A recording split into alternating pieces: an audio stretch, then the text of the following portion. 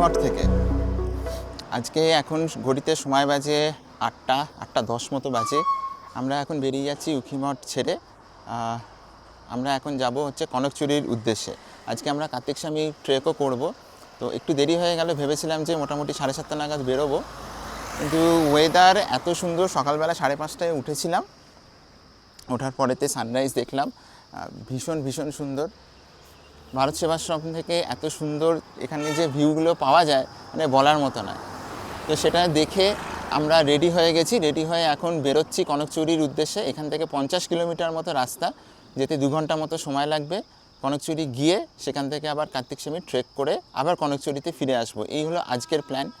যা যা হয় সেগুলো নিশ্চয়ই আপনাদেরকে দেখাচ্ছি ডিটেলসে। তবে ওয়েদার আর ভিউ সত্যি অসাধারণ। আমরা আজকে সকাল সকাল উঠে পড়েছিলাম সানরাইজ দেখার জন্য, এবং সানরাইজ দেখতে গিয়ে আমরা প্রথমে পৌঁছই আমাদেরই যে ভারত সেবাশ্রম সংঘের যে ছাদে গেছিলাম, সেখান থেকে পুরো রেঞ্জটা কিন্তু আমরা দেখেছি। এই বরফে ঘেরা এই পুরো পাহাড়ের এই পুরো রেঞ্জটা এই জায়গাটা থেকে এত সুন্দরভাবে দেখা যাচ্ছে, এবং এটাই আমরা আজকে সকাল থেকে কিন্তু দারুণ উপভোগ করছি। এখন আমরা বেরিয়ে পড়ব কনকচুরি গ্রামের উদ্দেশ্যে। এই সানরাইজ সকাল থেকে দেখতে দেখতে বেশ অনেকটা সময় চলে গেছে, তারপরে রেডি হয়ে বেরোনোর জন্য একটু টাইম লেগে গেল। বাট এখন এত সুন্দর ঝলমলে সকাল, এত সুন্দর পরিবেশ ছেড়ে সত্যি যেতে ইচ্ছে করছে না। তো এই পুরো জার্নিটা আমাদের সঙ্গে উপভোগ করুন। ভালো লাগবে।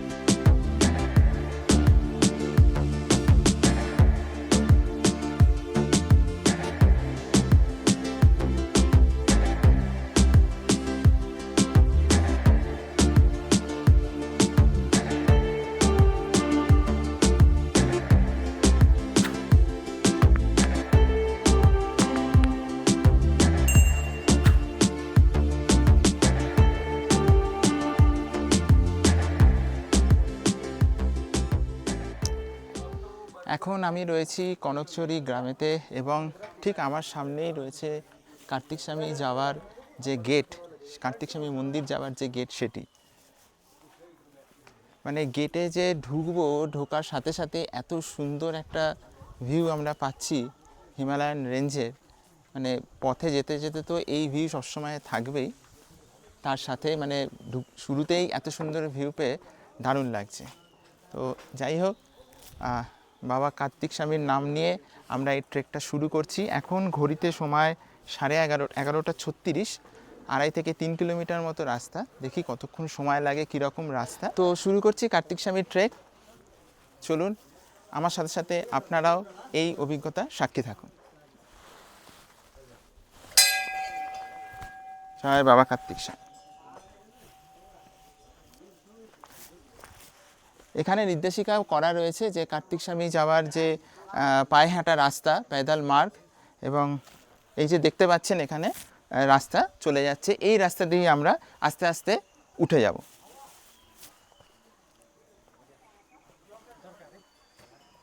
যেহেতু বেলা হয়ে গেছে, এখন কিন্তু খুবই গরম লাগছে।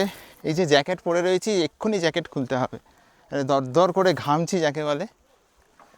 আর ট্রেক করতে গেলে তো গরম এমনি প্রচুর লাগে, সুতরাং একটু পরেই কি এখনই জাস্ট এবারে জ্যাকেট খুলে দেবো, নর্মাল টি শার্ট পরে আমরা ট্রেকটা করব। আমাদের এখানে নাম রেজিস্টার করতে হলে যেরকম দেখলেন 50 টাকা করে পার হেড, नाम फ़ोन नंबर रजिस्टर करते हलो। एटा ये कौन सा फॉरेस्ट के अंदर है आ रहा है? रुद्रप्रयाग वन प्रभाग। रुद्रप्रयाग वन प्रभाग, अगस्त्यमुनि रेंज। ओके। तो रुद्रप्रयाग वन विभाग जेटा रयेछे अगस्त्यमुनि रेंज, तो तार मধ্যে এটা পড়ে। তো ওনাদের তরফ থেকে এইটা নেওয়া হয়েছে। ট্রেকিং শুরু করার সাথে সাথেই এই গাছের ফাঁক দিয়ে এই দূরে যে পাহাড়ের চূড়াটা দেখা যাচ্ছে, আমার মনে হয় সেইখানেই যেতে হবে। যতদূর মনে হচ্ছে এই পাহাড়ের চূড়াতে এই যে হালকা দেখা যাচ্ছে একটা মন্দির মতো আছে, ওইখানেই যেতে হবে আমাদের।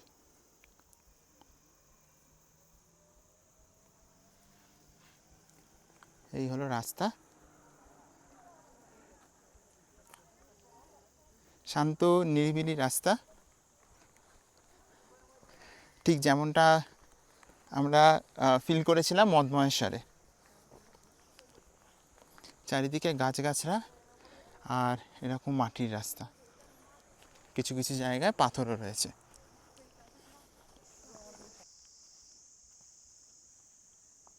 জায়গায় জায়গায় দেখছি এরকম গাছের গায়েতে কাপড় জড়ানো রয়েছে,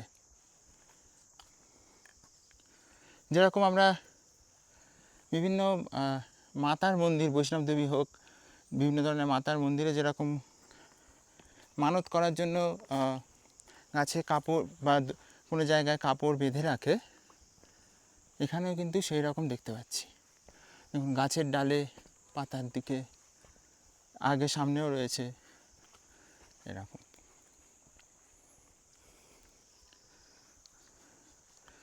পুরো রাস্তাটাই কিন্তু পুরো মাটির, ন্যাচারাল, এখানে বাঁধানো কিছু নেই।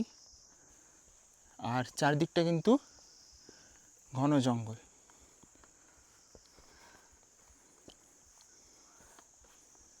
ঘন জঙ্গলের ভেতর দিয়ে আমরা হেঁটে চলেছি, আর ঝিঝি পোকার ডাক।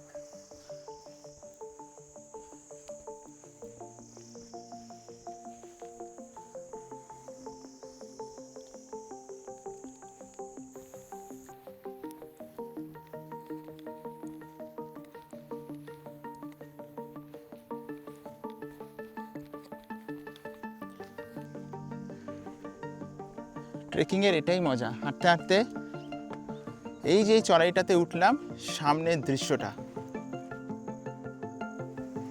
অসাধারণ একটা দৃশ্য।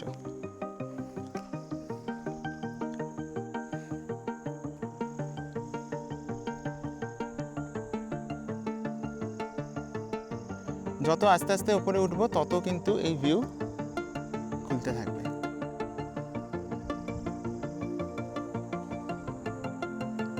খানিকটা আসার পরেই 500-600 মিটার আসার পরেতেই কিন্তু এরকম রেন শেল্টার দেখতে পেলাম। এখানে বসার জায়গাও করা রয়েছে দেখছি।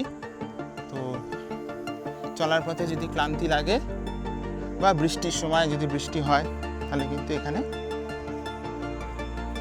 এই আশ্রয় নেওয়া যেতে পারে রেন শেল্টারে। অন্যান্য স্পোর্টসের মতো ট্রেকিংও একটা স্পোর্টস, তবে এই খেলায় ফার্স্ট সেকেন্ড থার্ড হওয়ার কোনো ব্যাপার নেই। লক্ষ্যে আপনাকে পৌঁছতে হবে ঠিকই, কিন্তু যে পথ দিয়ে আপনি ট্রেকিং করবেন সেই পথটাকে অবশ্যই উপভোগ করতে হবে। প্রকৃতির সাথে নিজেকে জড়িয়ে রাখতে হবে। হয়তো প্রকৃতিকে সবথেকে কাছ থেকে পাওয়ার একটাই উপায় এই ট্রেকিং। তার জন্যই তো আমরা বিভিন্ন জায়গায় ট্রেকিং করে বেড়াই।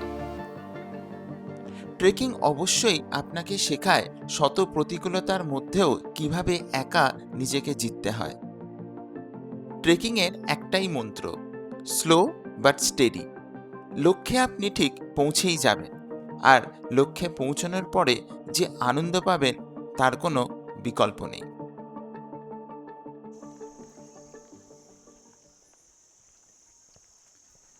জায়গায় জায়গায় এরকম দেখছি ডাস্টবিন করা রয়েছে।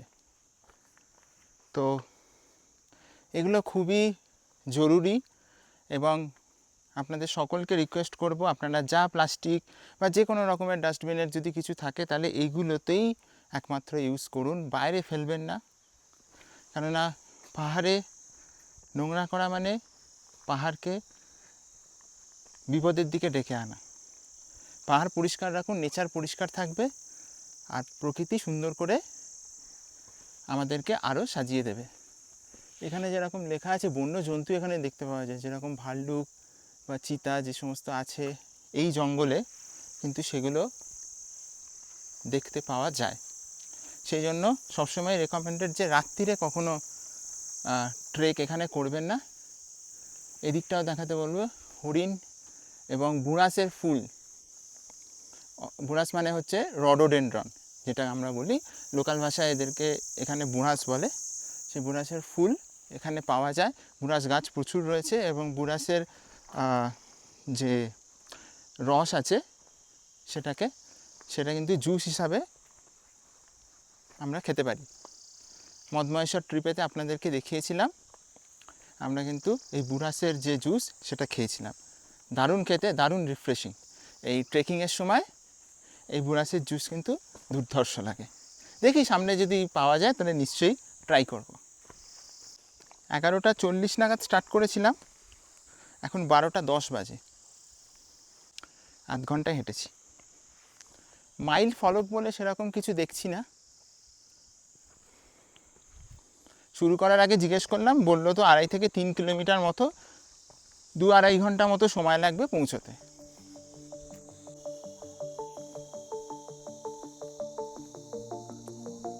একটু একটু করে হাঁটা, একটু বসা, একটু জল খাওয়া, একটু বিশ্রাম নেওয়া, আবার একটু একটু করে এগিয়ে যাওয়া আমাদের লক্ষ্যের দিকে। এইভাবেই এগিয়ে চলল আমাদের ট্রেকিং।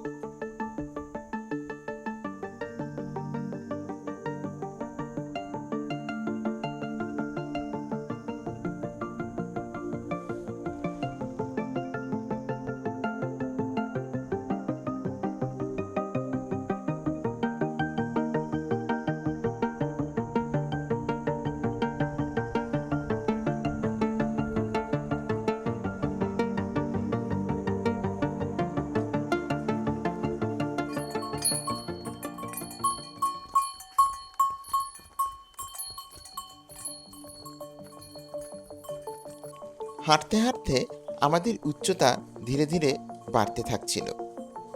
প্রথমে যে পাহাড়গুলোকে চোখ তুলে তাকাতে হচ্ছিল, এখন সেই পাহাড়গুলোই আমাদের চোখের সমান্তরালে। ট্রেকিংয়ের বেশিরভাগ রাস্তাটাই গাছের ছায়াবৃত, তাই হাঁটতে খুব একটা অসুবিধা হয়নি। বেশি লোকজন বা ঘোড়ার উপদ্রবও এই রাস্তায় নেই। উচ্চতা বিচার করে বুঝতে পারছিলাম আমরা বোধহয় প্রায় পৌঁছেই গেছি কার্তিক স্বামী মন্দিরের কাছে। একটু এগোতেই দেখতে পেলাম কিছু লোকবসতি। বুঝতে পারলাম মন্দির আসতে আর বেশি দেরি নেই। बंगाली दादा की जय हो। और यहाँ पे देखो हमारा छोटा सा ढाबा भी है, और यहाँ पे पूजा सामान सारी मिलेगी, पूरी पूरी सामग्री मिलेगी। छोटा सा ढाबा है, पकौड़ी, दाल चावल और आलू भाजी सब मिलेगा। जो भी लोग आएंगे सेवा का मौका जरूर देना। अभी हम लोग नीचे से कितने दूर आए, कितने किलोमीटर आए? 3 किलोमीटर आए, आधा किलोमीटर और है। और आधा ही किलोमीटर जी बाकी जी है। जी 3.5 किलोमीटर है सर नीचे से हाँ। मंदिर तक। ओके, आप लोग वापस में चाय चूई जो भी लेना होगा, पकौड़ी चाय भोजन जरूर आना। ठीक है, दर्शन करके फिर आते हैं। जी धन्यवाद।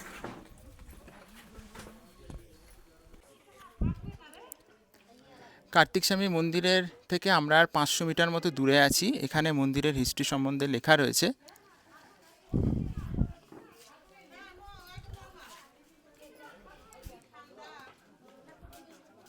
মানে 3 কিলোমিটার মতো আমরা হেঁটে চলে এসেছি। সময় লাগলো, এখন বাজে 1:10। তো 11:40 থেকে শুরু করেছিলাম। 3 কিলোমিটার চলে এসেছি, আর 500 মিটার বাকি আছে।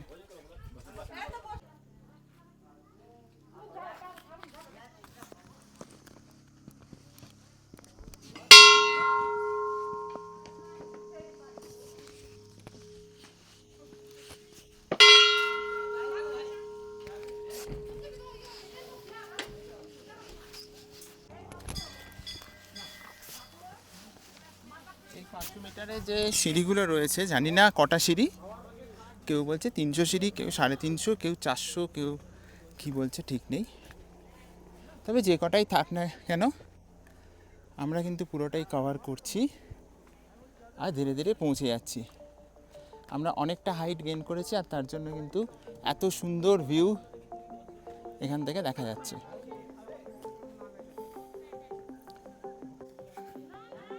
এই যে দূরে যেটা দেখা যাচ্ছে পাহাড়ের উপরে, নিচ থেকেই দেখেছিলাম, এটাই কার্তিক স্বামীর মন্দির। এখানেই আমরা যাব, আর হয়তো কিছুক্ষণের মধ্যে আমরা এই জায়গায় পৌঁছে যাব।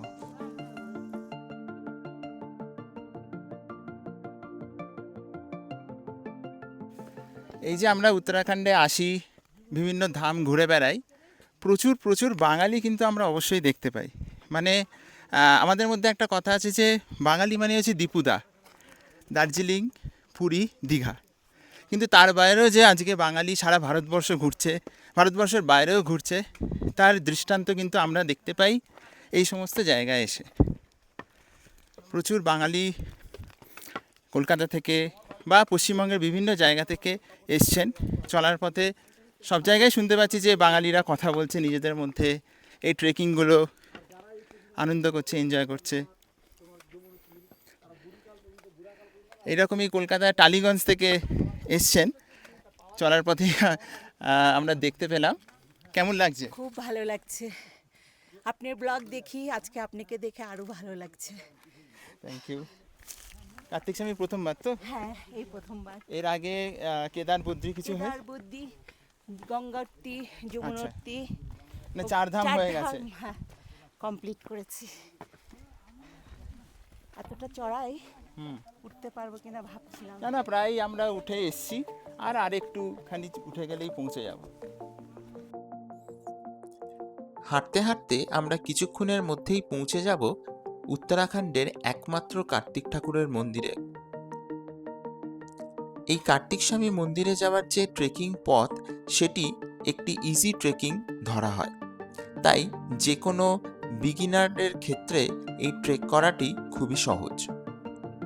আগামী পর্বে আমি আপনাদের এই কার্তিক স্বামী মন্দির ঘুরে দেখাবো এবং এর এক অপরূপ সুন্দর কাহিনী আছে সেটিও বলবো। বলা হয় এই কার্তিক স্বামী মন্দির যেখানে অবস্থিত সেটি হিমালয়ের একটি ঝুল বারান্দা। সেই সব গল্প নিয়ে আসবো পরের পর্বে। এই ভিডিওটি কেমন লাগলো অবশ্যই একটি কমেন্ট করে জানাবেন। ভালো থাকলে ভিডিওটিকে একটি লাইক করবেন এবং শেয়ার করে দেবেন আপনাদেরই প্রিয় বন্ধুবান্ধবদের মধ্যে। আপনারা চ্যানেলে যদি নতুন হন তাহলে চ্যানেলটিকে সাবস্ক্রাইব করে আমাদের পাশে থাকুন। বেল আইকনটি ক্লিক করতে ভুলবেন না, তাহলে যখনই আমি নতুন কোনো ভিডিও দেবো তার ইনস্ট্যান্ট নোটিফিকেশন সবার আগে আপনাদের কাছেই চলে আসবে। তো খুব তাড়াতাড়ি দেখা হচ্ছে পরের পর্বে। ততক্ষণের জন্য টাটা, বাই বাই। আপনাদের সাথে আমার এই সফর জারি থাকবে, কেননা life is all about travel.